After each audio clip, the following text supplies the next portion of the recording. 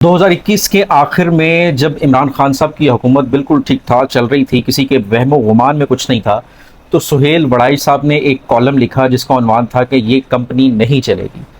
और हम सब ने देखा और उसमें सारी उन्होंने रीजंस पेश की कि कंपनी क्यों नहीं चलेगी। तो उसके बाद हमने देखा कि चंद महीनों में जो है पीटीआई की गवर्नमेंट को ख़त्म कर दिया गया और मुस्लिम लीग नून की जो है वो हुकूमत बना दी गई। अब आज 10 जून 2026 को सुहेल वड़ाई साहब ने एक और कॉलम लिखा है और जिसके अंदर वो लिखते हैं कि मैं भारी दिल के साथ लिख रहा हूँ कि अगरचा हुकूमत इस वक्त अपने अरूज पे है, बज़ाहिर सब कुछ ठीक है, लेकिन जुलाई के बाद इस हुकूमत के ज़वाल का आगाज़ हो जाएगा। तो ये बात जो है हुकूमती हलकों के लिए तो बड़ी परेशान कुन है और वो कोई तस्लीम भी करेगा। वो सारे जो हैं सुहेल वड़ाई साहब को गालियाँ निकालेंगे, जैसे उस वक्त पीटीआई के दौर में जो है सारे पीटीआई वालों ने वड़ाई साहब को गालियाँ निकाली, उनके पुरानी क्लिप चलाए और सारा कुछ का। और लेकिन अगर कोई ये कॉलम पूरा पढ़े तो उसको सारी समझ आए कि वो किस ग्राउंड्स पे ये बात कर रहे हैं, किस वजह से।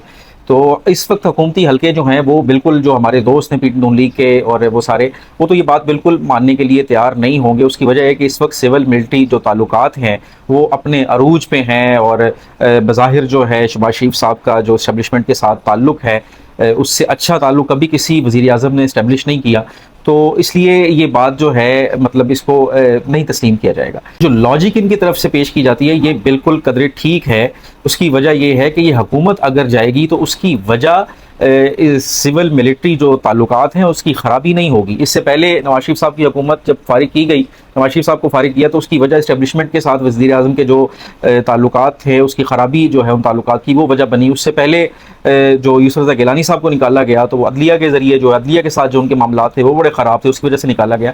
तो इस वक्त अदलिया के साथ या इस्टेब्लिशमेंट के साथ तो ऐसा कोई सीन नहीं है, चीज़ें बहुत बेहतर हैं। तो सवाल ये बिल्कुल उठता है कि फिर अगर ये मामला ख़राब होंगे इस हुकूमत के तो उसकी क्या वजह होगी। तो उसकी जो वजह पेश की गई है उसकी दो मेन रीजंस जो दी गई हैं वो एक तो है मुआशी हालत इस वक्त इस हुकूमत की और इस मुल्क की, और दूसरी बड़ी वजह जो है वो सियासी है। हम दोनों पे अलग-अलग से बात करते हैं। गर्मियां ਦੇ ਜਿਹੜੇ ਸੀਜ਼ਨ ਹੈ ਤੁਹਾਨੂੰ ਪਤਾ ਸ਼ੁਰੂ ਹੋ ਚੁੱਕਿਆ ਹੈ ਤੇ ਹਰ ਪਾਸੇ ਜਿਹੜਾ ਨਾ ਤੁਸੀਂ ਘਰਾਂ ਤੋਂ ਬਾਹਰ ਨਿਕਲੋ ਤੇ ਜਦੋਂ ਤੁਸੀਂ ਦੇਖੋਗੇ ਕਿ ਬੰਦਿਆਂ ਨੇ ਜਿਹੜਾ ਨਾ ਕਮੀਜ਼ਾਂ ਉਤਾਰੀਆਂ ਹੋਈਆਂ, ਬਨਾਨਾ ਪਾਈਆਂ ਹੋਈਆਂ ਤੇ ਆਪਣੇ ਬਿਜਲੀ ਦੇ ਮੀਟਰ ਉੱਤੇ ਖੜੇ ਨੇ ਔਰ ਰੀਡਿੰਗ ਜਿਹੜੀ ਨਾ ਨੋਟ ਕਰਦੇ ਪਏ ਨੇ, ਇਧਰ ਬਿੱਲ ਦੇਖਦੇ ਨੇ ਉਧਰ ਰੀਡਿੰਗ ਦੇਖਦੇ ਨੇ ਕਿ ਕਿੰਨਾ ਬਲ ਗਿਆ ਹੈ, ਪਿਛਲੇ ਮਹੀਨੇ ਕਿੰਨਾ ਆਇਆ ਸੀ ਤੇ ਅਗਲਾ ਕਿੰਨਾ ਆਣਾ ਹੈ। और मतलब शदीद बिजली के बिलों ने इस वे लोगों का जड़ा ना कबाड़ा कर देता है।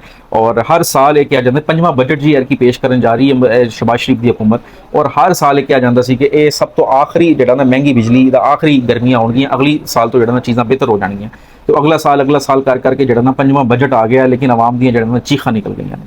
तो इस तो सिर्फ ये बिजली की महंगाई नहीं, इस तो इलावा पेट्रोल जड़ा है वो वैसे तो जंगी हालात की वजह तो जड़ा ना वो महंगा हो गया, लेकिन वो हालात बेहतर हो गए, सारा कुछ हो गया, लेकिन पेट्रोल वापस अपनी उस पोजीशन पर नहीं आ सकिया क्योंकि जो वधाया है तो 100 करके वधाया तो हम घटा रहे हैं तो 4 रुपये करके 5 रुपये करके घटा रहे हैं।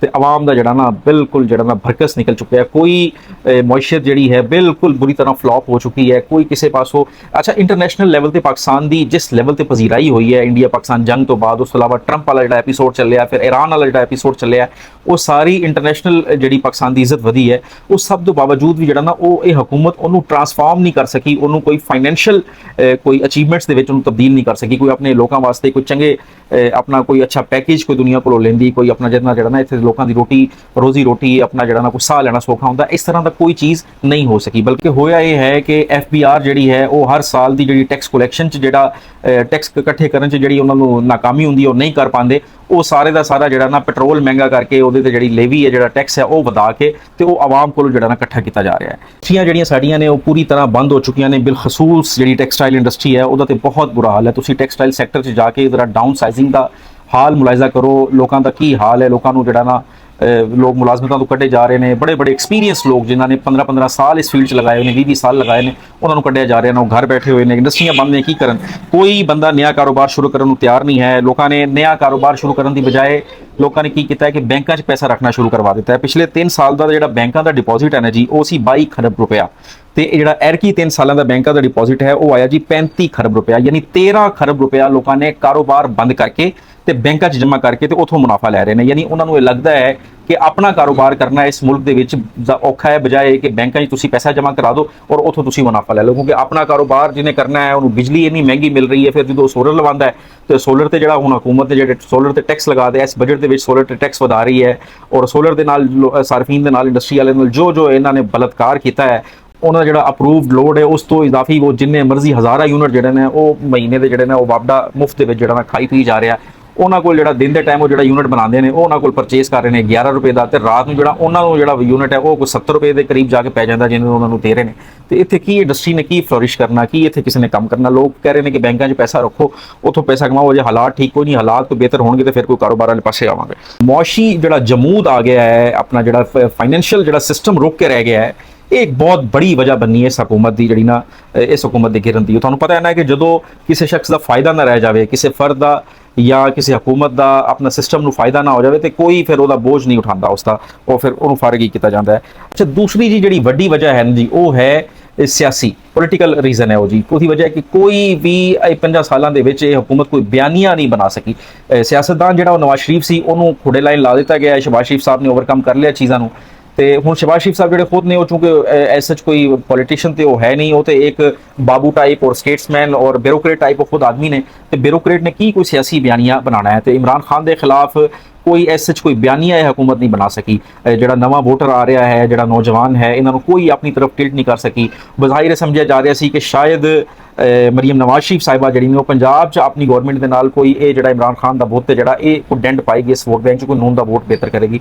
ਉੱਥੇ ਵੋਟ ਕੀ ਬਿਹਤਰ ਹੋਣਾ ਚਾਹੀਏ, ਇੱਥੇ ਆਵਾਮ ਨੂੰ ਉਹ ਟੀਕੇ ਲਾਏ ਜਾ ਰਹੇ ਨੇ, ਉਹ ਆਵਾਮ ਦਾ ਬੁਰਾ ਹਾਲ ਕੀਤਾ ਜਾ ਰਿਹਾ। ਉਹਦੀ ਮਤਲਬ ਉਹ ਚਲਾਨ ਦੀ ਮੱਦ ਦੇ ਵਿੱਚ ਤੁਸੀਂ ਲਾ ਲਓ ਕਿ ਵੀ ਆਵਾਮ ਨਾਲ ਜੋ ਕੀਤਾ ਗਿਆ, 2000 ਰੁਪਏ ਦਾ ਆਵਾਮ ਨੂੰ ਜਿਹੜਾ ਚਲਾਨ ਠੋਕਿਆ ਜਾਂਦਾ ਹੈ, ਸਾਰੀ ਲੋਕ ਮੇਰੇ ਸਮੇਤ ਕਹਿ ਕੇ ਥਾਕੇ ਕਿ ਚਲਾਨ ਬਿਲਕੁਲ ਕਰੋ, ਜਿਹੜਾ ਲੋਕ ਹੈਲਮਟ ਨਹੀਂ ਪਹਿਨ ਰਹੇ, ਲੇਕਿਨ ਚਲਾਨ ਦੀ ਜਿਹੜੀ ਅਮਾਊਂਟ ਹੈ ਉਹ ਉਨੀ ਕੀ ਰੱਖੋ ਜਿੰਨੀ ਲੋਕ ਅਫੋਰਡ ਕਰ ਸਕਣ। ਬੰਦਾ ਜਦੋਂ ਇੱਥੋਂ ਘਰੋਂ ਨਿਕਲਦਾ ਹੈ ਜੀ, ਬਿਜਲੀ ਦੇ ਬਿੱਲ ਭਰ ਕੇ, ਘਿਓ ਲੈ ਕੇ, ਆਟਾ ਖਰੀਦ ਕੇ ਤੇ ਆਪਣਾ ਦੁੱਧ ਦਾ ਜਿਹੜਾ ਹੈ ਨਾ ਉਹ ਸਾਰਾ ਕੁਝ ਖਰੀਦ ਕੇ ਜਦੋਂ ਘਰੋਂ ਨਿਕਲਦਾ, ਉਹਨੂੰ ਕੋਈ ਕੰਮ ਪੈਂਦਾ ਸ਼ਹਿਰ ਜਾਣ ਵਾਸਤੇ, ਉਹ ਮੋਟਰਸਾਈਕਲ ਕੱਢਦਾ ਹੈ, ਸੜਕ ਤੇ ਜਾਂਦਾ ਹੈ ਤੇ ਉਹਨੂੰ ਰੋਕ ਲਿਆ ਜਾਂਦਾ ਹੈ ਕਿ ਜੀ ਆਪਣਾ ਜਿਹੜਾ ਨਾ 2000 ਰੁਪਏ ਦਾ ਉਹਨੂੰ ਚਲਾਨ ਠੋਕ ਲਿਆ ਜਾਂਦਾ। ਹੁਣ ਚਲਾਨਾਂ ਦੀ ਇਹ ਸੂਰਤ ਹਾਲ ਹੈ ਕਿ ਹੁਣ ਅਗਰ ਤੁਸੀਂ ਹੈਲਮਟ ਨਹੀਂ ਪਾਇਆ ਤੇ ਤੁਹਾਡੀ ਗੱਡੀ ਥਾਣੇ ਬੰਦ ਕਰ ਦਿੰਦੇ ਨੇ, ਬੰਦਾ ਵੀ ਬੰਦ ਕਰ ਦਿੰਦੇ ਨੇ 24 ਘੰਟੇ ਵਾਸਤੇ, ਬੰਦਾ ਵੀ ਥਾਣੇ, ਗੱਡੀ ਵੀ ਥਾਣੇ। ਔਰ 24 ਘੰਟੇ ਬਾਅਦ ਤੁਸੀਂ ਜਿਹੜਾ ਨਾ ਹੈਲਮਟ ਦਿਖਾਓਗੇ, 24 ਘੰਟੇ ਬਾਅਦ ਤੁਸੀਂ ਲਾਇਸੈਂਸ ਵਿਖਾਓਗੇ, ਤੁਸੀਂ ਕਾਗਜ਼ਾਤ ਦਿਖਾਓਗੇ ਤੇ ਫਿਰ ਤੁਹਾਨੂੰ ਛੱਡਿਆ ਜਾਏਗਾ। ਔਰ ਲਾਇਸੈਂਸ ਜਿਹੜਾ ਹੈ ਨਾ ਉਹ ਲਾਇਸੈਂਸ ਕੋਈ ਇਹ ਨਹੀਂ ਹੈ, ਲਾਇਸੈਂਸ ਤਾਂ ਨਹੀਂ ਬਣਾ ਕੇ ਦੇ ਰਹੇ ਕਿ ਜੀ ਇਹ ਬੰਦੇ ਨੂੰ ਗੱਡੀ ਚਲਾਣੀ ਆਣੀ ਚਾਹੀਦੀ ਹੈ, ਇਹਨੂੰ ਮੋਟਰਸਾਈਕਲ ਚਲਾਣੀ ਆਣੀ ਚਾਹੀਦੀ ਹੈ ਤਾਂ ਇਹਨੂੰ ਰੋਡ ਤੇ ਨਿਕਲਣਾ ਚਾਹੀਦਾ। ਨਹੀਂ, ਐਸਾ ਕੋਈ ਨਹੀਂ ਹੈ। ਉਹ ਕਹਿੰਦੇ ਨੇ 2100 ਰੁਪਏ ਇਸ ਅਕਾਊਂਟ 'ਚ ਭੇਜ ਦੇ ਤੇ ਇਹ ਦਸਤੀ ਜਿਹੜਾ ਨਾ ਤੇਰਾ ਲਾਇਸੈਂਸ ਬਣ ਜਾਏਗਾ, ਤੇਰੇ ਘਰ ਆ ਜਾਏਗਾ। ਯਾਨੀ ਭੱਤਾ ਔਰ ਰੈਵਨਿਊ ਇਕੱਠਾ ਕਰਨ ਦੀ ਕੋਸ਼ਿਸ਼ ਕੀਤੀ ਜਾ ਰਹੀ ਹੈ। ਔਰ ਇਹਦੇ ਵਿੱਚ ਆਵਾਮ ਕੋਲੋਂ ਜਿਹੜਾ ਨਾ ਸੁਬਾਹ ਸ਼ਾਮ ਜਿਹੜੀ ਹੈ ਇਸ ਹਕੂਮਤ ਨੂੰ ਗਾਲਾਂ ਪੈ ਰਹੀਆਂ ਨੇ। ਔਰ ਉਸ ਤੋਂ ਇਲਾਵਾ ਇਹ ਜਿਹੜੀ ਪੈਰਾ ਫੋਰਸ ਬਣਾ ਦਿੱਤੀ ਹੈ, ਉਹਨਾਂ ਨੇ ਜੋ ਆਵਾਮ ਦਾ ਜੀਣਾ ਮੁਹਾਲ ਕੀਤਾ ਹੈ, ਉਹ ਤੇ ਲਾਕਡਾਊਨ ਲਗਾ ਦਿੱਤਾ, ਲੋਕ ਕਾਰੋਬਾਰ ਨਹੀਂ ਕਰ ਪਾ ਰਹੇ। ਹਰ ਪਾਸੇ ਜਿਹੜਾ ਨਾ ਇਸ ਹਕੂਮਤ ਵਾਸਤੇ ਯਾਨੀ ਲੋਕਾਂ ਦੇ ਮੂੰਹ ਜਿਹੜੇ ਕਲਮਾਤ ਨੇ ਉਹ ਤੁਸੀਂ ਯਾਨੀ ਕੀ ਉਹਨਾਂ ਦੇ ਬਾਰੇ। ਖੈਰ ਉਹ ਗੱਲ ਵਾਪਸ ਆ ਜਾਂਦੇ ਆਪਣੀ ਗੱਲ ਤੇ ਕਿ ਮਰੀਮ ਵੀ ਔਰ ਸ਼ਹਿਬਾਜ਼ ਸ਼ਰੀਫ ਸਾਹਿਬ ਤੇ ਵੈਸੇ ਹੀ ਸਿਆਸਤਦਾਨ ਨਹੀਂ, ਇਹ ਕੋਈ ਪੋਲੀਟੀਕਲ ਸਟੇਟ ਬਿਆਨੀਆ ਜਿਹੜਾ ਨਾ ਉਹ ਕੋਈ ਨੈਰੇਟਿਵ ਬਿਲਡ ਨਹੀਂ ਕਰ ਸਕਿਆ ਅਜੇ ਤੱਕ, ਤੇ ਇਹ ਬਹੁਤ ਬੜਾ ਇੱਕ ਮਸਲਾ ਹੈ। ਇਹ ਦੂਜੀ ਵਜ੍ਹਾ ਬਣੇਗੀ ਇਸ ਹਕੂਮਤ ਦੇ ਗਿਰਨ ਦੀ। ਇੰਡੀਆ ਨੇ ਪਿਛਲੇ ਮਹੀਨੇ ਜਿਹੜੇ 2 ਅਰਬ ਡਾਲਰਸ ਦੇ ਜਿਹੜਾ ਨਾ ਡਰੋਨਸ ਨਵੇਂ ਜਿਹੜੇ ਨੇ ਉਹ ਖਰੀਦੇ ਨੇ। ਔਰ ਤੁਸੀਂ ਇਹ ਜਿਹੜੀ ਸਾਡੀ ਇੰਡੀਆ ਨਾਲ ਜੰਗ ਹੋਈ ਉਸ ਜੰਗ ਤੋਂ ਇੱਕ ਚੀਜ਼ ਕਲੀਅਰ ਹੋ ਗਈ ਹੈ ਕਿ ਹੁਣ ਅਗਲੀਆਂ ਜਿਹੜੀਆਂ ਵੀ ਜੰਗਾਂ ਨੇ ਉਹ ਮਿਜ਼ਾਈਲ ਦੀਆਂ ਤੇ ਆਪਣਾ 에ਅਰ ਫੋਰਸ ਦੀਆਂ ਤੇ ਉਹ ਡਰੋਨਸ ਦੀਆਂ ਜੰਗਾਂ ਨੇ। ਡਰੋਨ ਜਿਹੜੇ ਉਹਨਾਂ ਨੇ ਸਾਡੇ ਵੀ ਮਾਰੇ ਸੀ ਔਰ ਜੋ ਕੁਝ ਸਾਰਾ ਕੁਝ ਤੁਹਾਨੂੰ ਯਾਦ ਹੋਣਾ, ਤੇ ਉਹਨਾਂ ਨੇ 2 ਅਰਬ ਡਾਲਰਸ ਦੇ ਜਿਹੜੇ ਨੇ ਡਰੋਨਸ ਖਰੀਦੇ ਨੇ। ਤੇ ਹੁਣ ਜੇ ਸਾਡੇ ਕੋਲ 2 ਅਰਬ ਡਾਲਰ ਨਹੀਂ ਹੋਏਗਾ ਉਹਨਾਂ ਨੂੰ ਕਾਊਂਟਰ ਕਰਨ ਵਾਸਤੇ, ਤੇ ਫਿਰ ਇਹਦਾ ਮਤਲਬ ਹੈ ਸਾਡਾ ਦਿਫਾ ਜਿਹੜਾ ਹੈ ਨਾ, ਸਾਡਾ ਡਿਫੈਂਸ ਵੀ ਕਮਜ਼ੋਰ ਹੋ ਜਾਏਗਾ। ਤੇ ਮਜ਼ਬੂਤ ਡਿਫੈਂਸ ਵਾਸਤੇ ਮਜ਼ਬੂਤ ਇਕਨੋਮੀ ਜਿਹੜੀ ਹੈ ਉਹ ਬਹੁਤ ਜ਼ਰੂਰੀ ਹੈ, ਜਿਹੜੀ ਕਿਸੇ ਪਾਸੋਂ ਕੁਝ ਹੁੰਦਾ ਨਜ਼ਰ ਨਹੀਂ ਆ ਰਿਹਾ। ਇਹ ਸਾਰੀ ਵੀਡੀਓ ਸੁਣਦੇ ਹੋਏ ਪੀਟੀਆਈ ਵਾਲੇ ਕਿਤੇ ਜ਼ੇਨ 'ਚ ਨਾ ਰੱਖਣ ਕਿ ਇਹਨਾਂ ਨੂੰ ਫਾਰਗ ਕਰਕੇ ਕੋਈ ਪੀਟੀਆਈ ਦਾ ਨੰਬਰ ਲੱਗ ਜਾਣਾ ਹੈ। ਐਸੀ ਕੋਈ ਫਿਲਮ ਨਹੀਂ ਹੈ। ਹਾਫਿਜ਼ ਸਾਹਿਬ ਦੇ ਹੁੰਦੇ ਤੇ ਪੀਟੀਆਈ ਦੂਰ ਦੂਰ ਤੱਕ ਬਜ਼ਾਹਿਰ ਤੇ ਨਜ਼ਰ ਨਹੀਂ ਆ ਰਹੀ। ਇਸ ਸਿਸਟਮ ਦੇ ਵਿੱਚ ਹੀ ਕੋਈ ਤਬਦੀਲੀਆਂ ਕੀਤੀਆਂ ਜਾਣਗੀਆਂ। ਪੀਪਲਸ ਪਾਰਟੀ ਮੌਜੂਦ ਹੈ, ਮੋਹਸਿਨ ਨਕवी ਸਾਹਿਬ ਮੌਜੂਦ ਨੇ, ਵੰਡਰ ਬॉय और बहुत सारे लोग ने, तो कोई ना कोई चीज़ां कीतियां जाणगियां। इन्हां दे नाल चलना जिहड़ा ना वो फिलहाल नज़र नहीं आ रहा, क्योंकि बेजान लाशां नूं ज़्यादा दूर तक बंदे नहीं लैके जा सकते, चाहे वो जिन्नियां मर्जी प्यारियां होण। Thank you so much.